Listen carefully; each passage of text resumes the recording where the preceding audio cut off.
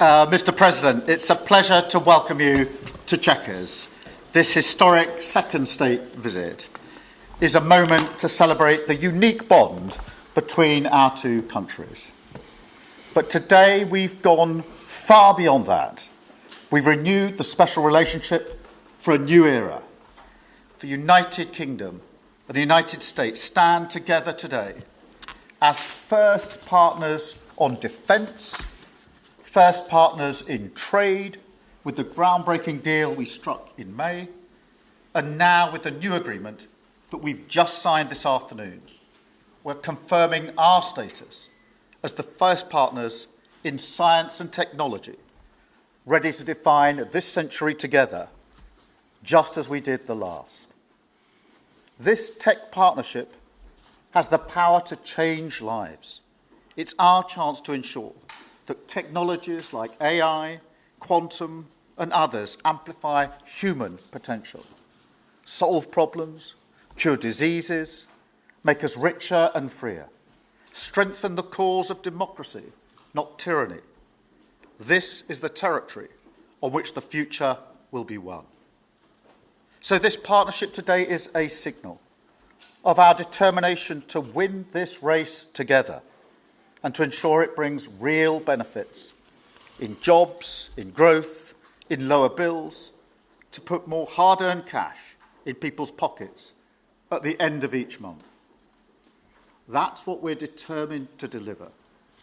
And we're bringing businesses with us. We've just come from a fantastic meeting with business leaders where we set out this vision. They have responded with new deals and investment, breaking every record that we have.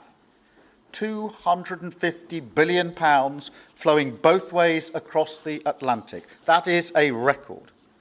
Expected to create 15,000 jobs here in the United Kingdom.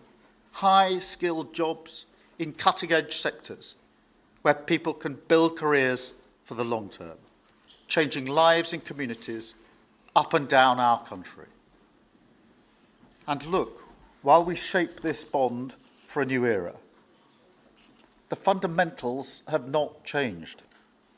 Security remains the cornerstone of this special relationship. We have the deepest, most advanced defence relationship in the world. Our warriors train together and they fight together. Our industries build together, everything from fast jets to the new AUKUS-class submarines. So now, as we drive up defence spending, we're going to sweep away the barriers to working together on new defence technologies so we can stay ahead of our adversaries. We're united in defence and security. Yes, absolutely. But we're also united in the pursuit of peace. We are working together to end the humanitarian catastrophe in the Middle East, get the aid in, free the hostages, and ultimately bring Israel and the region back towards a comprehensive plan which can deliver peace and security for Israelis and Palestinians alike. We're also working together to end the killing in Ukraine. In recent days, Putin has shown his true face, mounting the biggest attacks since the invasion began, with yet more bloodshed, yet more innocents killed, and unprecedented violations of NATO airspace. These are not the actions of someone who wants peace. So we've discussed today how we can build our defences further, support Ukraine, and decisively increase the pressure on Putin to get him to agree a peace deal that will last. And President Trump, you have led the way here, and we will continue to stand and work together for security and for peace. Mr. President, next year we'll celebrate the 250th anniversary of the United States.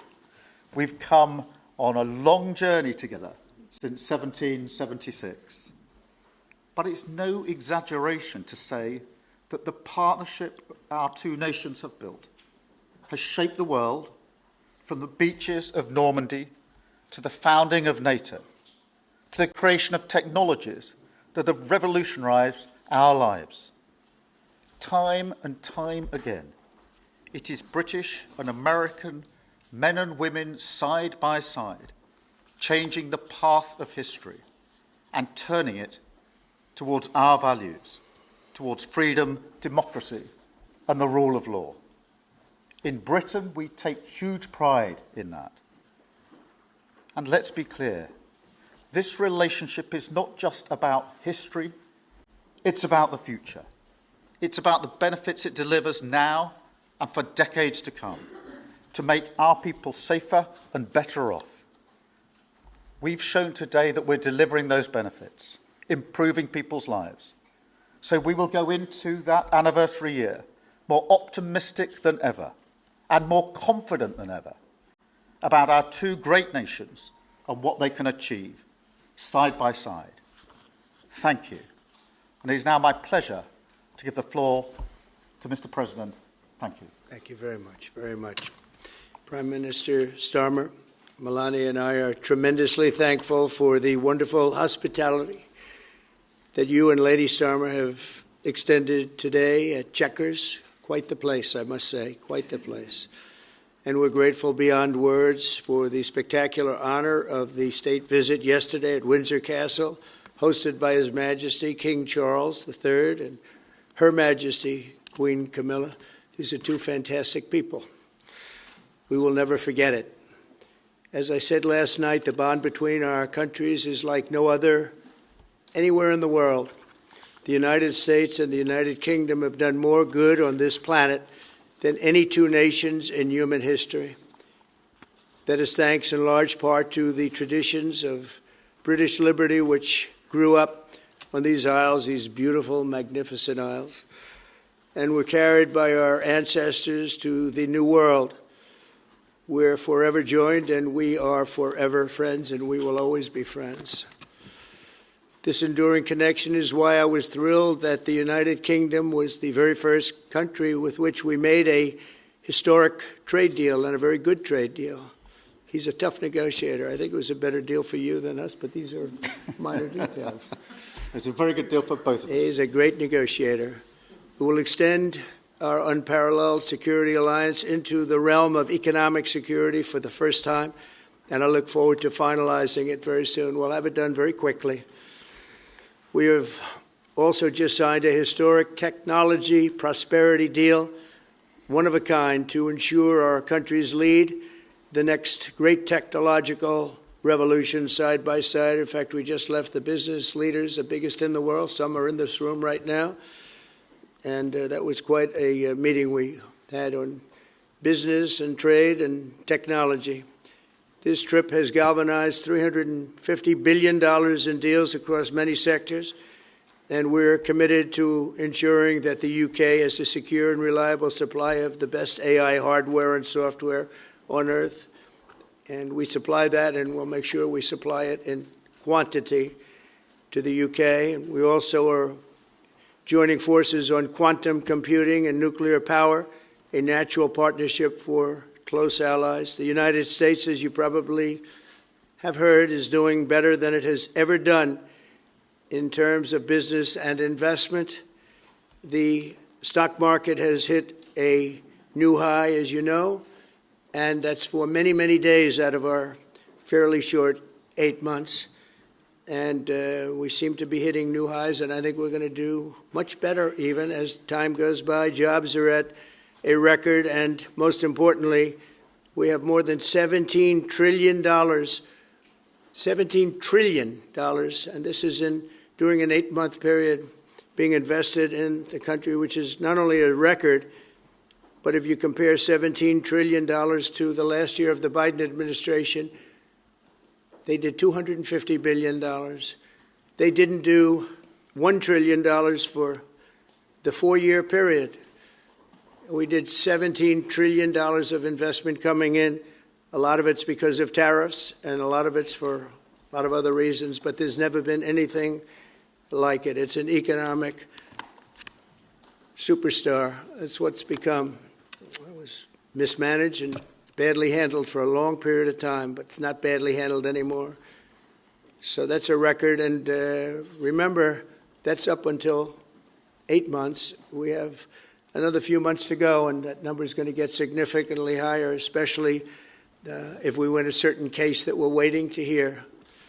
That will be something like the world has never seen. I want to congratulate the United Kingdom on making the vital commitment to spend 5% of GDP on defense at the NATO summit this year. We've worked together very closely in so many ways. I'm very honored to tell you that we've solved 7 wars, wars that were unsolvable, wars that couldn't be negotiated or done. The U.S. has done 7 of them. The one that I thought would be easiest would be because of my relationship with President Putin, but he's let me down. He's really let me down.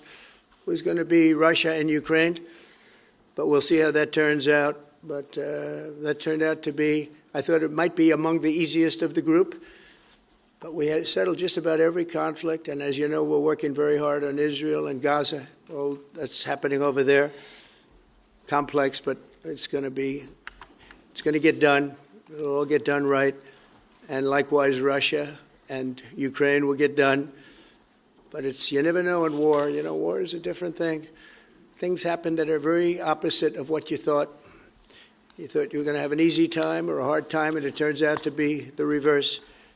As we saw in the unforgettable parade yesterday at Windsor Castle, what a place it is. The British Armed Forces carry on one of the finest military traditions in the world, one of the greatest marching bands, one of the most magnificent sights I've seen.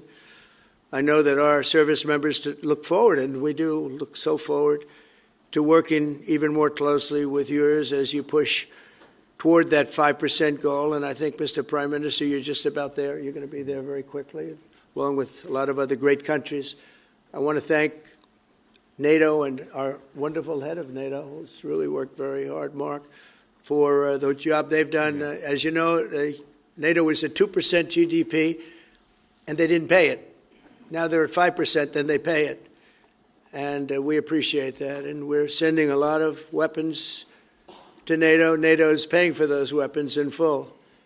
But we're sending them, and we're doing a great job at getting them what they need. And we appreciate the fact that they're taking care of it, because the United States is into that war for $350 billion. And just really very sad. It just got out of control. They didn't know what they were doing. But over the generations, British and American warriors have shed their blood side by side in defense of liberty and freedom. And that's why it's so imperative that the United States and the United Kingdom stand together for these fundamental rights and values of the English-speaking world. And we've always stood together, and we will continue to. Just last week, a great American, Charlie Kirk, was heinously assassinated for speaking his mind. He was a great young man, incredible future. Some people said he might be president someday. I told him, I said, Charlie, I think you have a good shot someday at being president. And he just wanted to take care of youth. He loved youth. I've never seen anybody relate to youth like Charlie, and they related to him, and they're devastated. But I appreciate the many British citizens who have offered their condolences. And again, Charlie was a great person. We'll be going out to a service on Sunday. I'll be leaving with some of the people in this room just to celebrate Charlie and all that he's done. So incredible. Never seen anything like it. But I hope that together our nations can lead a movement to defend the glorious traditions of freedom on both sides of the Atlantic. There could be no greater tribute to the immortal bonds of affection and loyalty that unite the British and the American people for all of time. We have a relationship like no other. It will always be that way. We will always be united. We'll always be together. And I just want to thank you, Mr. Prime Minister, for the great job I think you're doing. Thank you very much. Thank you. Thank you.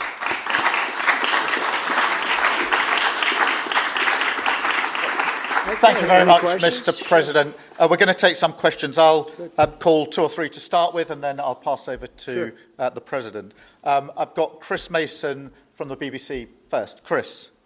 Thank you both. Chris Mason, BBC News. Mr. President, the UK is expected to recognise a Palestinian state in the coming days as the killing in Gaza continues. It often seems that you're the only person that Israel will listen to. What more can you say to them to tell them to stop? And why is the UK's position on a Palestinian state, in your view, wrong? And Prime Minister, what will the recognition of a Palestinian state actually achieve? Is it not just gesture politics to appease people in your own party?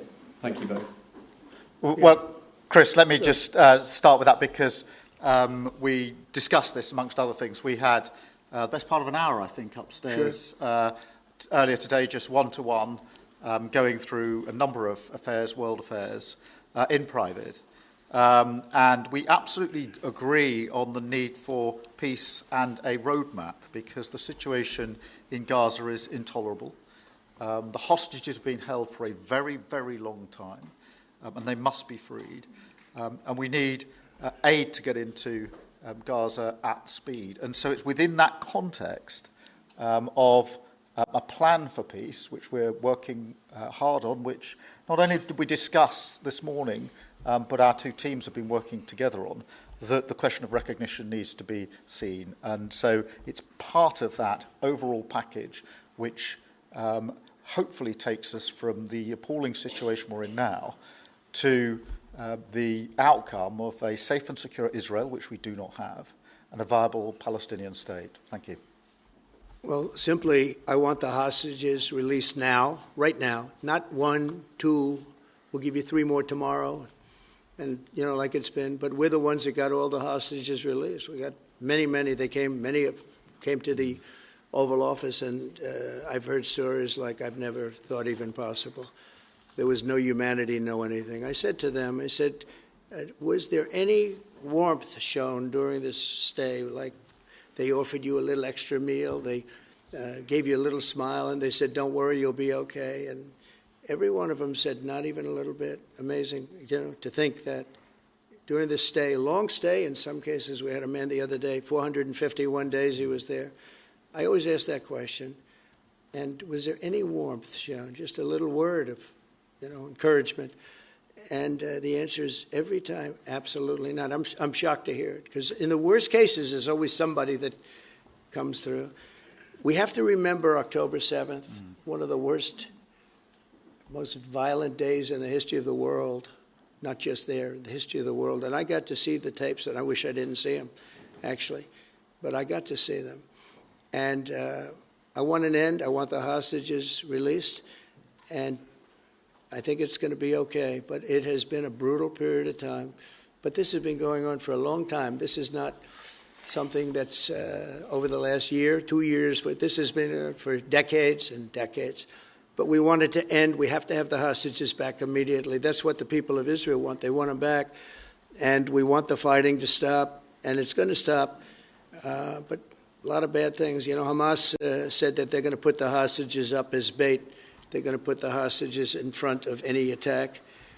And that's pretty brutal. We haven't heard that one in a long time. So we have to remember that. So I have a disagreement with the Prime Minister on that score. Okay? One of our few disagreements, actually. Great. Can I take Jack from The Sun? Jack. Thank you both. Jack Elson from The Sun. Mr. President, in the 9 months you've been in office, you've been incredibly successful in all but eliminating crossings on your southern border. Yeah. Meanwhile, illegal migration is at record levels in Britain. The Prime Minister is trying to tackle that. What advice would you give to the man standing next to you on trying to stop illegal migration in Britain? And Prime Minister, if I can just ask, the President is all about drill, baby, drill in terms of trying to secure American energy and cut bills for Americans. Meanwhile, you are turning Britain's back on oil and gas in favour of renewable energies, such as wind turbines. Why do you think that you are right and he is wrong? So we had millions of people flowing in, totally unchecked, totally unvetted from the Biden administration. 25 million, in my opinion, that would be about 25 million. They came from prisons, they came from mental institutions, they were gang members, they were drug dealers. They came from the Congo. They came from all parts of South America. They came from everywhere. Think of it. Prisoners from the Congo being released into the United States. Prisons opened up in Venezuela and many other countries pouring into the United States. And I couldn't believe it. One of the reasons I decided to run. I decided to run because I don't want to be controversial, but you see what's happened and you see all the information that's come out. We won in 2020 big. And I said, let's run, we got to run, because I saw what was happening. And the worst thing that I saw was all of these people. You know, we've already solved inflation. We've solved prices. Oil is way down. Energy is way down in the United States. But what I saw happening with millions of people pouring into our country, I couldn't stand to watch it. And we've done a great job. Nobody, if you've seen the last, I appreciate your question, by the way. Nobody, absolutely zero, and I'm not even sure that's possible, but it's a very liberal group that come out with those statistics. The last 3 months, we had zero. From millions of people a year ago, we had zero people enter our country illegally. And we do have people coming in legally through a legal process and testing and lots of other things. I think it's very important, and we speak about it. And I think your situation is very similar. You know, you have people coming in, and I told the Prime Minister I would stop it, and it doesn't matter if you call out the military, it doesn't matter what means you use, but it's going to destroys countries from within. And we're actually now removing a lot of the people that came into our country. It's a very hard chore. We were given a very, very bad hand. Millions of people came in from prisons and mental institutions. We have to remove them. And we are removing them. We have no choice, and I feel very strongly about it. Thank you very much. Jack, let me just deal with the question of returns, because this is obviously an issue we're taking incredibly seriously. We've struck a number of deals, both on cooperation with other countries, because this is a problem right across Europe, to tackle the problem of actually breaking up the gangs that are running this trade. We have had a record number of returns, over 35,000 now since we came into office. That's the highest number for the best part of 10 years. We struck the returns arrangement with France, and notwithstanding the challenges to that scheme, which you've seen in the last few days, a flight went off at 6:15 this morning, successfully returning someone under that scheme. So that is an important step forward. Obviously, there's no silver bullet here. There's a range of things that need to be done. But given the challenges of returning people, it is important that we're able to prove it can be done. It was done. It was done early this morning. So I can confirm that that flight went. It went successfully. And I'm pleased about that. Now we need to ramp that up at scale, which was always envisaged under the scheme. But it's very important that we have been able to prove that the proof of concept, if you like, that this can be done, and will continue in that way. On the question of energy, firstly, let me be really clear that I am absolutely determined to ensure that the price and cost of energy comes down, so that bills come down, both for individuals, for families, with their household bills, but also for business, because this is so important. The mix will include oil and gas for many years to come from the North Sea. We've been clear about that for some time, but we also need to mix that with renewables, and it's the mix that's really important. And the approach I've taken on this is the same approach that I take to many other things, a pragmatic approach. Thank you, Jack. I would like to say that we inherited the worst inflation in the history of our country. We had inflation, the likes of which we've really never seen. They say 48 years, and I'll accept that, but I really don't. We had the worst inflation in the history of our country. And we had a expression that I used a lot, drill, baby, drill. And as you know, we brought fuel way down, the prices way down. And we don't do wind because wind is a disaster. It's a very expensive joke, frankly. And we got our energy prices way down. That brought the inflation way down, and now we have very little inflation, and we have a very, very strong economy. So that was very important. Drill, baby, drill. And you have a great asset here, and we spoke about it. It's called the North Sea. The North Sea oil is phenomenal, and I hope, because I love this country, you know. My mother was born in Scotland, and the Hebrides, Stornoway, that's Syria, Scotland. We were talking about it. And I want this country to do well. And you have great assets that you're going to start using, I believe, under this Prime Minister. Thank you. And I've got Matthew from The Economist. Matthew. Thank you, Prime Minister. Mr. President, you say that President Putin has let you down. Have negotiations run out of road, and what are your next steps to compel an end to this war? Well, he has let me down. I mean, he's killing many people, and he's losing more people than he's killing. I mean, frankly, the Russian soldiers are being killed at a higher rate than the Ukrainian soldiers. But, yeah, he said, let me down. I don't like to see. It's death. You know, it doesn't affect the United States. We have, other than unless you end up in a world war over this thing, you could. This was a thing that would have never happened had I been president. If I were president, it would have never happened. And it didn't happen for 4 years. Most people agree it didn't happen, nor was it close to happening. And I spoke to President Putin about Ukraine. It was the apple of his eye. I've said that many times. It was.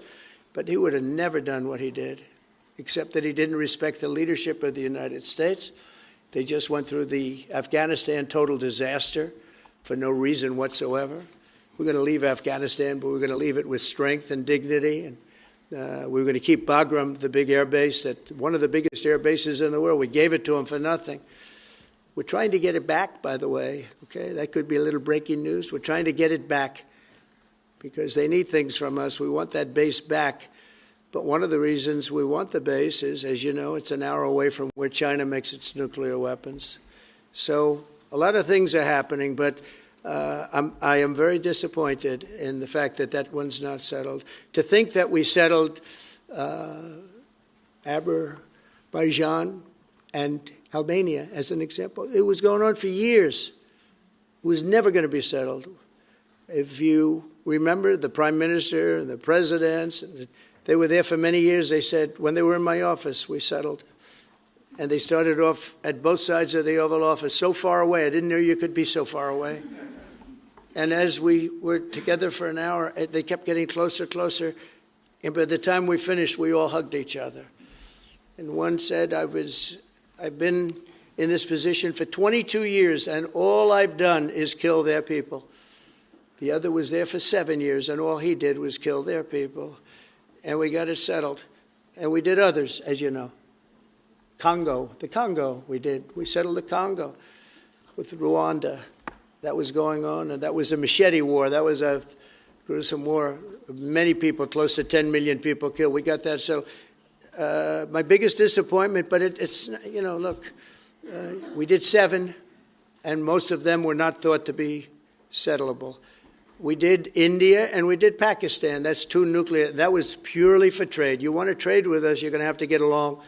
And they were going at it hot and heavy. But the Russia situation, I hope we're going to have some good news for you coming up. But again, it doesn't affect the United States. And it doesn't so much affect you. Of course, you are a lot closer to the scene than we are. We have a whole ocean separating us. But I will say this, it's millions of people have died in that war, millions of souls. And they're not American. They're soldiers, mostly soldiers, as you know. The soldiers are being killed at levels that nobody's seen since the Second World War. But they're being killed, and I feel I have an obligation to get it settled for that reason. Thank you. And just to add on that question, because we have to put extra pressure on Putin. And it's only when the president has put pressure on Putin that he's actually shown any inclination to move. So we have to ramp that pressure up. I think it's important to have this conversation in the context of what's happened in recent weeks.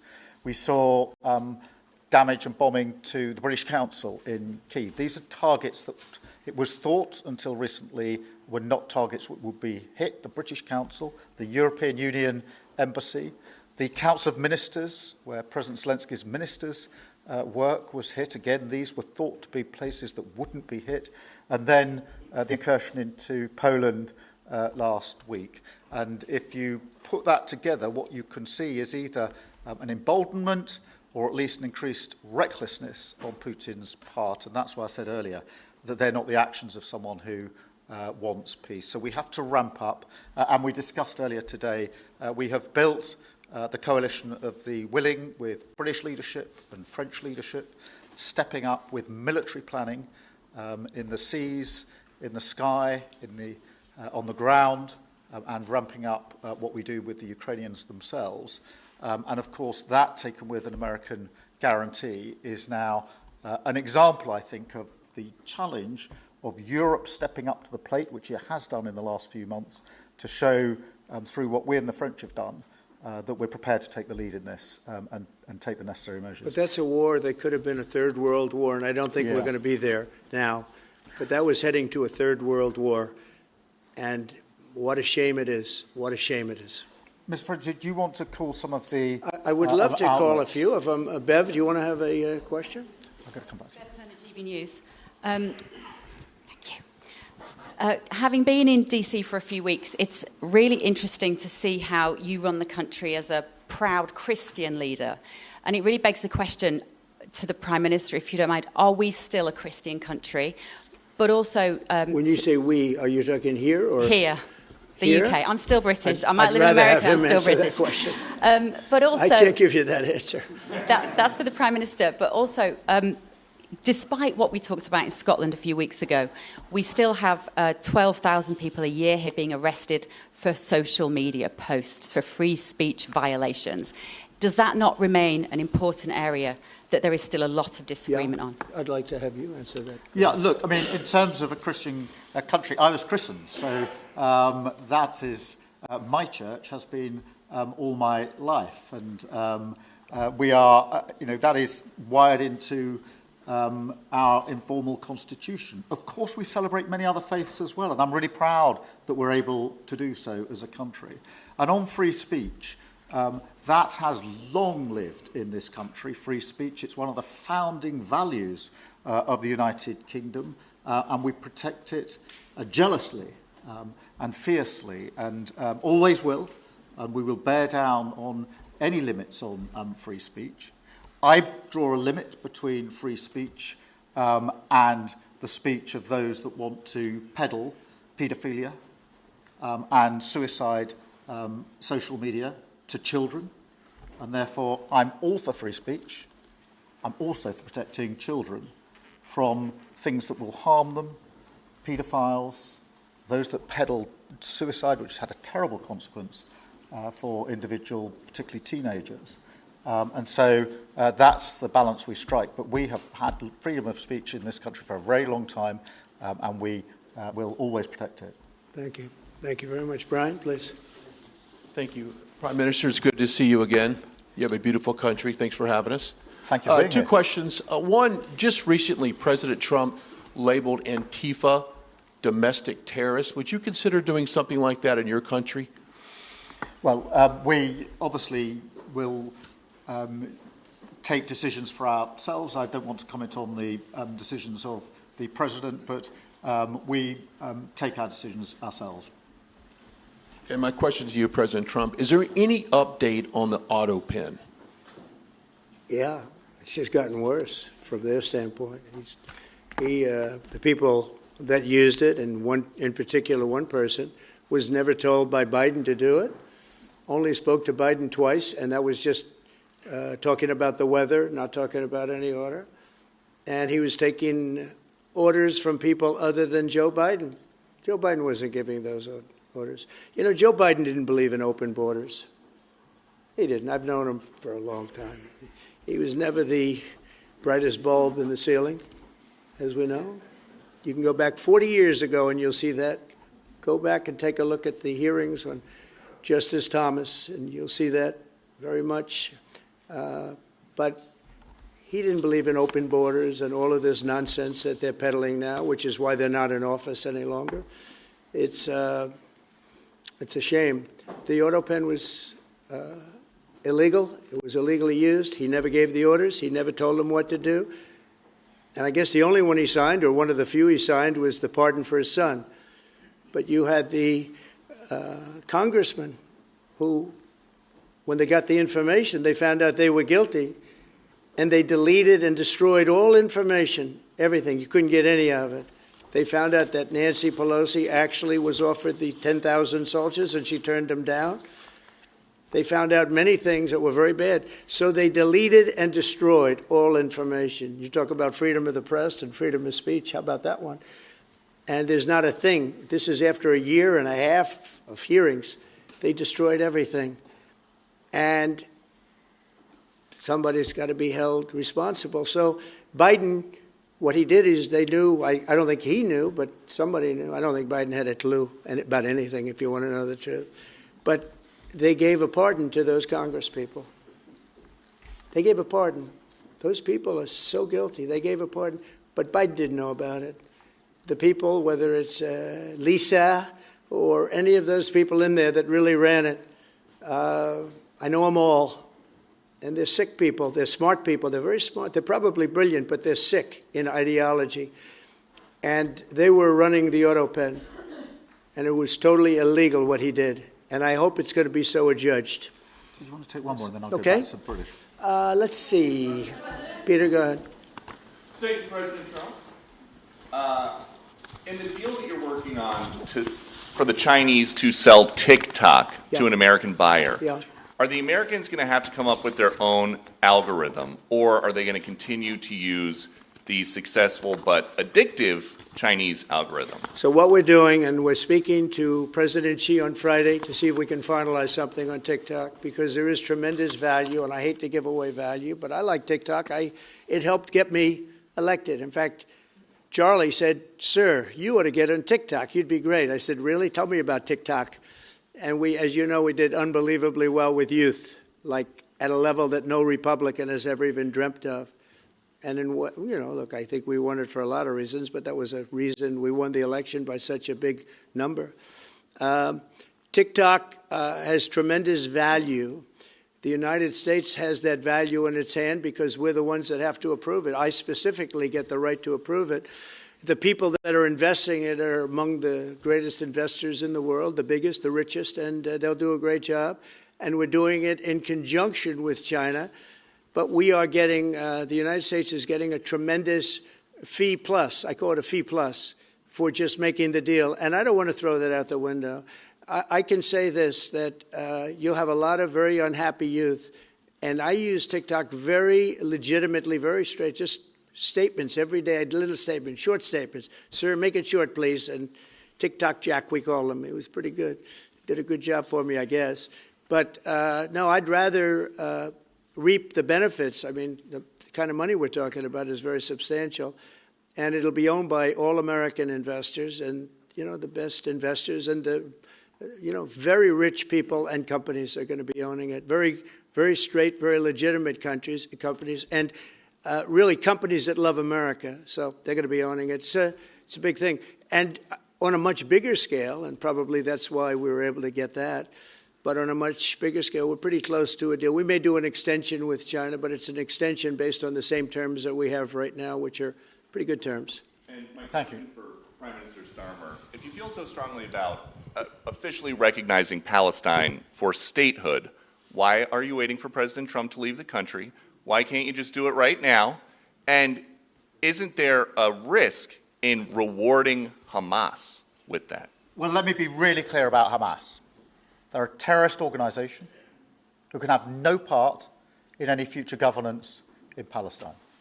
And what happened on October the 7th was the worst attack since the Holocaust. We have extended family in Israel. I understand firsthand the psychological impact that had across Israel. So I know exactly where I stand in relation to Hamas. Hamas, of course, don't want a two-state solution. They don't want peace. They don't want a ceasefire. So I'm very clear where I stand on Hamas. Okay. On the question of recognition, I made my position clear at the end of July as to the timing, which has got nothing to do with this state visit, and I've discussed it with the President, as you would expect, amongst two leaders who respect each other and like each other and want to bring about a better solution in the best way that we can. Thank you so much. Can I go back then to Robert at ITV? Robert Peston, ITV. Mr. President, you uniquely, you alone in the whole world, have the power to persuade Prime Minister Netanyahu to stop the demolition of Gaza City, to stop the starvation of Palestine, and to stop the killing of civilians. If not now, when will you exercise that power to tell him to stop? Sure. And then for both of you... But you do understand about October 7th. You do understand. So believe me, I understand. One of the worst days in the history of humanity. What happened, I have seen the tapes. Babies that are 4 months old and just chopped up to pieces. And you've seen the tapes and I've seen the tapes. You're a professional and so am I. And people forget about October 7th. I can't forget about it. So I want it to end, but I want the hostages back. I don't want the hostages used as human shields, which is what Hamas is threatening to do. But as soon as they're back, that's the moment you will tell Netanyahu well, to stop. it would certainly help, but I have to have the hostages back. And I don't want them back piecemeal, as I said before. I want them back. And on a separate issue, free speech, your Vice President Vance said that free speech is under attack in the UK. Do you agree with him? And Prime Minister, we saw the dismissal of a very well-known chat show host in America last night, Mr. Kimmel. Is free speech more under attack in Britain or America? Well, Jimmy Kimmel was fired because he had bad ratings more than anything else, and he said a horrible thing about a great gentleman known as Charlie Kirk. And Jimmy Kimmel is not a talented person. He had very bad ratings, and they should have fired him a long time ago. So, you can call that free speech or not. He was fired for lack of talent. Yeah, please, go ahead. Yeah, I mean, firstly, on the question of Charlie Kirk, can I just express how shocking that is, I think, to everybody who believes in free speech and in democracy. It sent shockwaves through the world, and I know that he was a friend of the president, and I reached out straight away to the president because I understood how impactful it would be on him and his family. And we all need to be absolutely clear about that. Whatever our political views, it is shocking and is to be condemned. On free speech, not much to add to the answer I gave earlier. This country's had free speech for a very, very long time. It is part of who we are as a country, and it is the values that we fought for. We fought for it during the Second World War alongside each other. So we need no reminding of the importance of free speech in this country. Thank you, Robert. And I go to Beth for the final question, please. Beth. Thank you so much. Sky. Thank you, Beth Rigby, Sky News. Thank you, Prime Minister. If I could start with you. Prime Minister, President Trump has said he's ready to impose major sanctions on Russia if NATO countries stop purchasing Russian oil. He's got a point, hasn't he? Is that what you now believe is needed to bring Putin properly to the table? And what's your message to the President on US sanctions? And Mr. President, if I may, the King praised your personal commitment last night to finding solutions to the world's most intractable conflicts. You have invested much of your time and effort in Ukraine. But even as you seek to broker a deal, President Putin is escalating the war. He's firing drones into NATO airspace. You say he has let you down. Was it a mistake to invite him to Alaska? Do you regret it? No. And is it time to squeeze him, sir, and scare him and impose sanctions? And finally, if I may, the elephant in the room, Lord Mandelson, he is no longer the ambassador. Do you have some sympathy with him that he lost his job over historic links to Jeffrey Epstein? Thank you very much, sir. I don't know him, actually. I had heard that, and I think maybe the Prime Minister would be better speaking of that. That was a choice that he made, and I don't know. What is your answer to that? Well, I mean, it's very straightforward. Some information came to light last week which wasn't available when he was appointed, and I made a decision about it, and that's very clear. On the question of the pressure on Putin and on Russia, which is obviously really important. Look, I think it is a challenge to Europe. There are a number of European countries which are too reliant on energy from Russia. The UK actually obviously has almost got nothing at all, but we do need to bear down and work with our European counterparts here. There are one or two countries, I think, that do need to look again at the question of energy. There's no one silver bullet here. We do have to have a wider suite of sanctions, which we've put in place a number of times, working across Europe and with the United States. And, of course, we must, and we are, making sure that Ukraine is in the strongest position now, because one of my long concerns here has been that whilst we talk about a ceasefire, and we all want a ceasefire, and we talk about what might happen after a ceasefire, we mustn't forget that Ukraine needs our support now. And we've said we stand with Ukraine from the start to the finish, and that means we must continue to supply them with what they need in order to fight this war, which, of course, resulted from and is a result of Russian aggression. We have particularly done the sort of leadership role in the coalition of the willing, so that if there is a ceasefire and if there is a deal, and I do hope there is, that is then lasting and not then broken, because given previous history, I don't trust Putin. Thank you. Very simply, if the price of oil comes down, Putin's going to drop out. He's going to have no choice. He's going to drop out of that war. And when I found out that the European nations were buying oil from Russia, and as you know, I'm very close to India. I'm very close to the Prime Minister of India. I spoke to him the other day, wished him a happy birthday. We have a very good relationship. He put out a beautiful statement, too. We have, but I said, I sanctioned them. China is paying a very large tariff right now to the United States. But I'm willing to do other things, but not when the people that I'm fighting for are buying oil from Russia. If the oil price comes down, very simply, Russia will settle. And the oil price is way down. We got it way down. We're drilling and we produce more oil than anybody else in the world. We're doing a lot. But I was disappointed to see that. And the Prime Minister was disappointed to see that. And it wasn't him. It was other countries. And you can't do that. You can't do that. You can't. That's not playing fair with the United States. And we can't have that. Thank you. Thank you very much indeed. Thank you. Thank you. Thank you. Thank you.